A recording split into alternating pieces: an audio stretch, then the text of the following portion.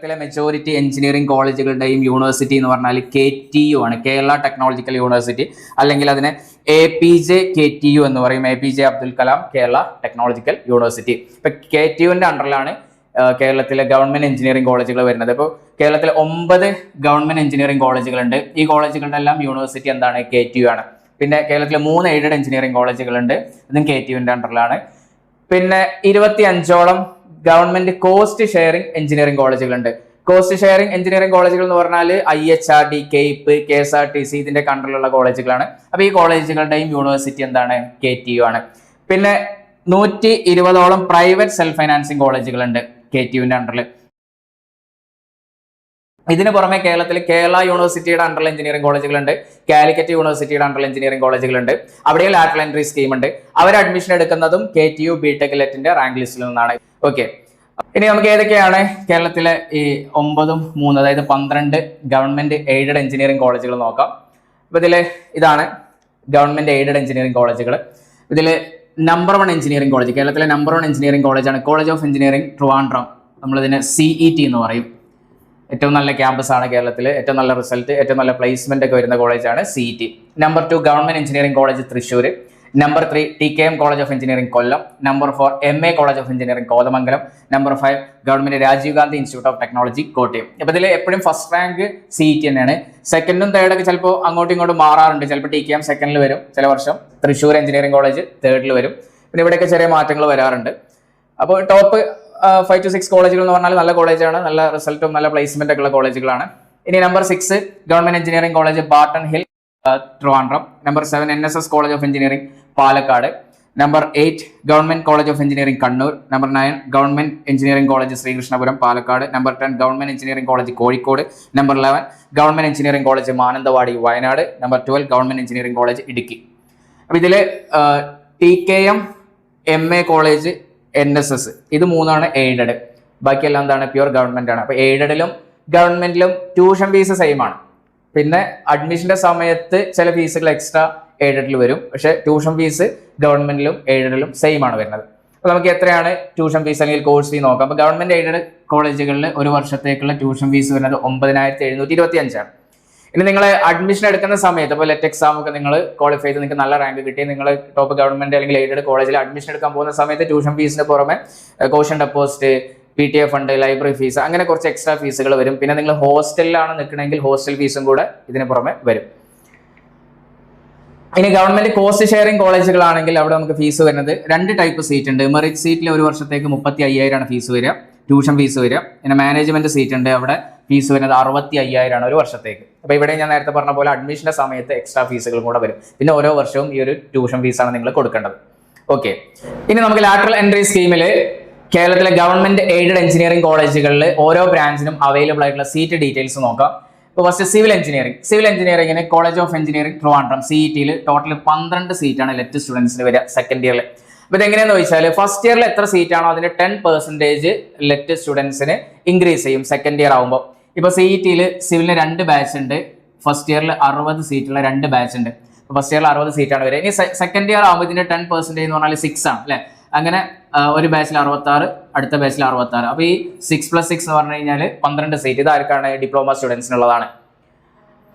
പിന്നെ ഫസ്റ്റ് ഇയറിൽ വേക്കന്റ് ആയി കിടക്കുന്ന സീറ്റുകളും ഡിപ്ലോമ സ്റ്റുഡൻസിനുള്ളതാണ്. ഇപ്പൊ ഫസ്റ്റ് ഇയറിൽ ഈ 60 സീറ്റ് ഫില്ലായില്ല, ഒരു 58 സീറ്റാണ് ഫില്ലായത്. അപ്പൊ 2 സീറ്റ് അവിടെ വേക്കന്റ് ആണ്, അതും ലെറ്റ് സ്റ്റുഡൻസിന് കിട്ടും, അതായത് ഇതിന്റെ കൂടെ ആഡ് ആവും. അപ്പൊ ഇവിടെ മനസ്സിലാക്കേണ്ടത് ടോപ്പ് ഗവൺമെന്റ് എയ്ഡഡ് എഞ്ചിനീയറിംഗ് കോളേജുകളിലൊന്നും ഫസ്റ്റ് ഇയർ വേക്കന്റ് ആയി കിടക്കാറില്ല. ഫസ്റ്റ് ഇയർ ഓൾമോസ്റ്റ് എല്ലാ സീറ്റും ഫില്ലാവും. അപ്പോൾ നിങ്ങൾക്ക് ടോപ്പ് കോളേജുകളിൽ ഏത് സീറ്റ് പ്രതീക്ഷിച്ചാൽ മതി? ഈ സീറ്റുകൾ, അതായത് നിങ്ങൾക്ക് റിസർവ് ചെയ്ത സീറ്റ് ഫസ്റ്റ് ഇയറിൽ എത്ര സീറ്റാണോ അതിന്റെ 10%. ഇനി TKM college of engineering Kollam, അവിടെ സിവിലിന് 10 സീറ്റാണ്. Government engineering college Thrissur 12 seat. MA college of engineering Kothamangalam 10 seat. NSS college of engineering Palakkad 10 seat. Government Rajiv Gandhi institute of technology Kottayam 6 seat. അപ്പോൾ ഈ 6 സീറ്റ് എന്ന് പറയുമ്പോൾ അവിടെ ഒരൊറ്റ ബാച്ചേ ഉണ്ടാവുള്ളൂ. പിന്നെ government college of engineering Kannur 6 seat. Government engineering college Sreekrishnapuram Palakkad 6 seat. Government engineering college Kozhikode സിവിലിന് 6 seat. Government engineering college Barton hill Trivandrum 6 seat. ഇനി government engineering college Mananthavady Wayanad, government engineering college Idukki. ഇവിടെ സിവിലിന് സീറ്റ് ഇല്ല, അതുകൊണ്ടാണ് ഇങ്ങനെ ബ്ലാങ്ക് ആക്കി ഇട്ടിരിക്കുന്നത്. അപ്പോൾ ടോട്ടല് ഗവൺമെന്റ് എയ്ഡഡ് എഞ്ചിനീയറിംഗ് കോളേജുകളിൽ സിവിലിന് അവൈലബിൾ ആയിട്ടുള്ളത് 84 സീറ്റാണ്. അപ്പൊ അങ്ങനെ നോക്കുമ്പോൾ സീറ്റുകളുടെ എണ്ണം വളരെ കുറവാണ്. ഓക്കെ, ഇനി ഞാനിവിടെ ബാക്കി ബ്രാഞ്ചുകളുടെ സീറ്റ് ഡീറ്റെയിൽസ് കാണിക്കാം. അപ്പോൾ നിങ്ങൾക്ക് ഇഷ്ടപ്പെട്ട ബ്രാഞ്ചുകൾ, നിങ്ങൾക്ക് ഇഷ്ടപ്പെട്ട കോളേജുകളിൽ എത്ര സീറ്റുകളാണുള്ളത് എന്നുള്ളത് വീഡിയോ പോസ് ചെയ്തിട്ട് നോക്കുക. ഓക്കെ, അപ്പോൾ അടുത്തത് മെക്കാനിക്കൽ എഞ്ചിനീയറിംഗ്. മെക്കാനിക്കൽ എഞ്ചിനീയറിംഗിൽ ടോട്ടൽ 101 സീറ്റാണ് അവൈലബിൾ ആയിട്ടുള്ളത്. ഓരോ കോളേജിലും എത്ര സീറ്റാണെന്ന് ഇവിടെ കാണിച്ചിട്ടുണ്ട്, ചെക്ക് ചെയ്യുക. അടുത്തത് electrical and electronics engineering. Electrical and electronics എഞ്ചിനീയറിംഗിന് ടോട്ടൽ 90 സീറ്റ്. അടുത്ത electronics and communication engineering total 105 seat. Computer science and engineering CS 79 seat. Seat കുറവാണ് CS-ന്. ഇനി applied electronics and instrumentation engineering, ഇത് 2 കോളേജിലാണുള്ളത്. Government college of engineering Trivandrum CET-ലും അതേപോലെ government engineering college Kozhikode, total 12 seat. ഇനി അടുത്ത ഇൻസ്ട്രുമെന്റേഷൻ ആൻഡ് കൺട്രോൾ എഞ്ചിനീയറിംഗ്, ഇത് വരുന്ന NSS college of engineering Palakkad 5 seat.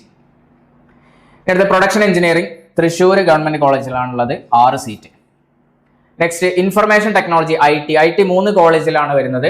Government engineering college Sreekrishnapuram Palakkad, government engineering college Barton hill Trivandrum, government engineering college Idukki. ഇതിന്റെ total 18 സീറ്റാണ് ITക്ക് വരുന്നത്. കെമിക്കൽ എഞ്ചിനീയറിംഗ് 3 കോളേജിലാണ്, TKM Thrissur Kozhikode, total 23 seat. അടുത്ത industrial engineering CET-ൽ മാത്രമാണുള്ളത് 6 സീറ്റ്. അടുത്ത റോബോട്ടിക്സ് ആൻഡ് ആർട്ടിഫിഷ്യൽ ഇന്റലിജൻസ് 6, ഇത് വരുന്ന 2 കോളേജിലാണ്. Government Rajiv Gandhi institute of technology Kottayam, government engineering college Idukki. അങ്ങനെ ടോട്ടൽ 6 സീറ്റാണ് വരുന്നത്. അപ്പോൾ 3 എന്ന് പറയുമ്പോൾ ഫസ്റ്റ് ഇയറിൽ 30 സീറ്റേ ഉണ്ടാവുള്ളൂ. ഇനി ഇവിടെ മനസ്സിലാക്കേണ്ടത് ഇടുക്കിയിൽ ഈ വർഷമേ വന്നിട്ടുള്ളൂ ഈ കോഴ്സ്. അപ്പോൾ ഇത് ലെറ്റ് 2027 എഴുതുന്ന സ്റ്റുഡൻസിനാണ് കിട്ടുക. അപ്പോൾ ഈ വർഷം ലെറ്റ് 2026 സ്റ്റുഡൻസിന് ഉണ്ടാവില്ല, കാരണം ഇപ്പോൾ ഫസ്റ്റ് ഇയർ ആണ്. അപ്പോൾ അടുത്ത വർഷം സെക്കൻഡ് ഇയർ ഉണ്ടാവുള്ളൂ. ഇതിപ്പോൾ പുതുതായിട്ട് വന്നതാണ്. ഇനി അടുത്തത് artificial intelligence and machine learning MA കോളേജിലാണുള്ളത് 5 seat. Next electrical and computer engineering 2 കോളേജിൽ CET-ലും TKM-ലും 11 സീറ്റ് ടോട്ടൽ. അടുത്തത് കമ്പ്യൂട്ടർ സയൻസ് ആൻഡ് ഡിസൈൻ, ഇത് വരുന്നത് government engineering college Kozhikode 6 seat. ഇനി അടുത്ത computer science and engineering data science, ഇത് വരുന്നത് MA college of engineering Kothamangalam 10 seat. ഇനി അടുത്തത് computer science and engineering artificial intelligence TKM college of engineering Kollam 5 seat.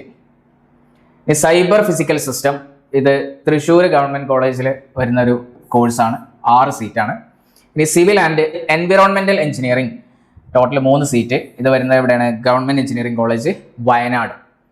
അപ്പോൾ ഇത്രയാണ് ഗവൺമെന്റ് എയ്ഡഡ് എഞ്ചിനീയറിംഗ് കോളേജുകളിൽ ലാറ്ററൽ എൻട്രി സ്കീമിൽ അവൈലബിൾ ആയിട്ടുള്ള സീറ്റ് ഡീറ്റെയിൽസ്. ഇതേപോലെ കോസ്റ്റ് ഷെയറിംഗിലും പ്രൈവറ്റിലൊക്കെ സീറ്റുകൾ അവൈലബിൾ ആണ്. ഓക്കെ, അപ്പോൾ ഈ സീറ്റുകളിൽ റിസർവേഷനും ഉണ്ട്. ഇപ്പോൾ കീമിലൊക്കെ ഉള്ളതുപോലെ തന്നെ ടോട്ടൽ സീറ്റിന്റെ 50% സ്റ്റേറ്റ് മെറിറ്റും 50% റിസർവേഷനുമാണ്. ഇപ്പോൾ ടോട്ടൽ സീറ്റ് എടുത്താൽ അതിൽ റിസർവേഷൻ വരുന്നത് 50% സ്റ്റേറ്റ് മെറിറ്റ് ആണ്, SM എന്ന് പറയും, 50% സ്റ്റേറ്റ് മെറിറ്റ്. പിന്നെ ബാക്കി 50% റിസർവേഷൻ ആണ്. ആ റിസർവേഷനിൽ 10% EWS ആണ്, എക്കണോമിക്കലി വീക്കർ സെക്ഷൻ എന്ന് പറഞ്ഞിട്ട് 10% റിസർവേഷൻ ഉണ്ട്. അതായത് റിസർവേഷൻ ഒന്നും ഇല്ലാതെ ജനറൽ കാറ്റഗറിയിൽ വരുന്ന സ്റ്റുഡൻസ് സാമ്പത്തികമായിട്ട് പിന്നോക്കം നിൽക്കുകയാണെങ്കിൽ അവർക്ക് കിട്ടുന്ന റിസർവേഷൻ ആണ് EWS. പിന്നെ 30% റിസർവേഷൻ വരുന്നത് SEBC, socially and educationally backward class, SEBC എന്ന് പറയും. SEBC അല്ലെങ്കിൽ OBC എന്ന് പറയും. അവർക്ക് 30%. അപ്പോൾ OBCയിൽ ഒരുപാട് കാറ്റഗറി ഉണ്ട്. ഇഴവ, മുസ്ലിം, ബാക്ക്വേർഡ് ഹിന്ദു, LC, DV എന്നൊക്കെ പറഞ്ഞിട്ട് കാറ്റഗറീസ് ഉണ്ട്. അതിൻ്റെയൊക്കെ റിസർവേഷൻ പെർസെൻറ്റേജ് ഇവിടെ കാണിച്ചിട്ടുണ്ട്. പിന്നെ 10% വരുന്നത് SC ST ആണ്. അതിൽ SC 8%, ST 2%. അപ്പോൾ ഇങ്ങനെയാണ് സീറ്റിൻ്റെ റിസർവേഷൻ ഡീറ്റെയിൽസ് വരുന്നത്.